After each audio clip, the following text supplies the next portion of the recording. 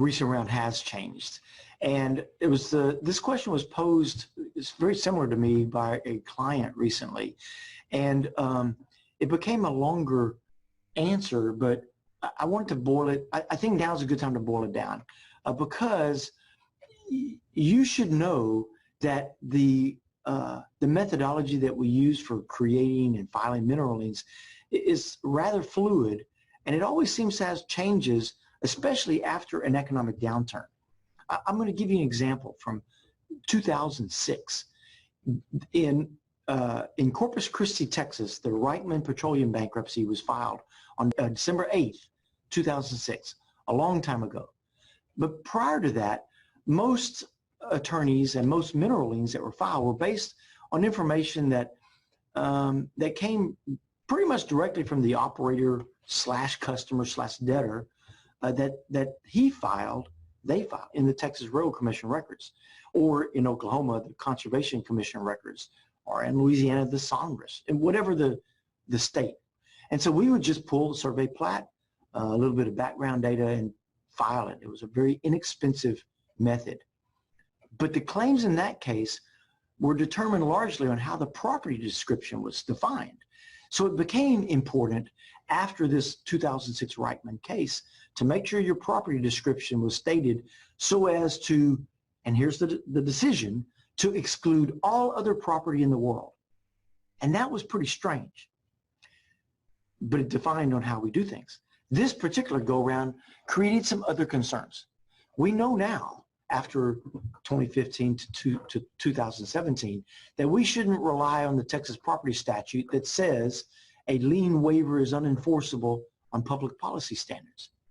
That's because of a verbal statement by one federal bankruptcy judge who declared during a hearing, it was not in order, it wasn't finalized, but he declared in a hearing that oil companies and service companies in Texas, they should be free to negotiate between themselves and make deals.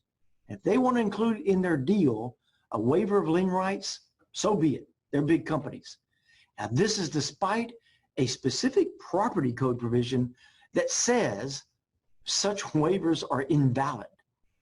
That position by this judge is not currently settled law, but right now we make sure to strike lien waiver provisions whenever we see a master service agreement.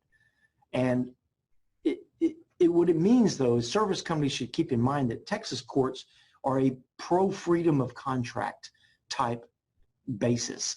It's still a gray area of the law, but whenever possible, take care. Don't sign a waiver of your lien rights. Another change that we notice is to watch for smart bankruptcy lawyers who require a change to the 10-day pre-lien notice requirement. So if your company performs work as a subcontractor to the drilling contractor, for example, you are required to have a 10-day pre-lien notice, and that goes to the operator. But some of the agreements were changed to require 15-day notices or even 30-day notices. And one bankruptcy judge ruled if you change that notice period then and you only honor the 10-day period, your lien claim is void, invalid. It's a big ouch for a lot of claims. Some were found fatal. It was a fatal defect. We also found that, once again, this did follow true, that the single most important way to protect your claim for an unpaid invoice at the time of the filing is to file perfect liens. A timely, a well-prepared mineral lien moves your claim right up the priority ladder and gets ahead of all the other unsecured claims. As an example, we were involved in a Denver case, a Chapter 11 bankruptcy, where all the oil and gas properties were located in North Dakota. That case was actually just resolved this month, and we're doing this video in October 2018. The unsecured claims received less than 1 cent on the dollar recovery. It was a horrible outcome. Our efforts were on behalf of 11 lien claimants, 11 different service companies, who were much more successful simply because their lien claims gave us a position to argue in support as a secured debtor, a secured creditor.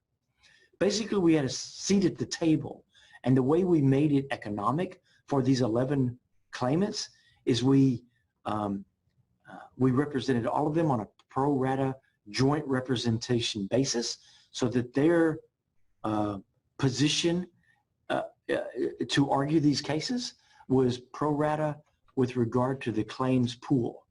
It worked, and we'll do it again.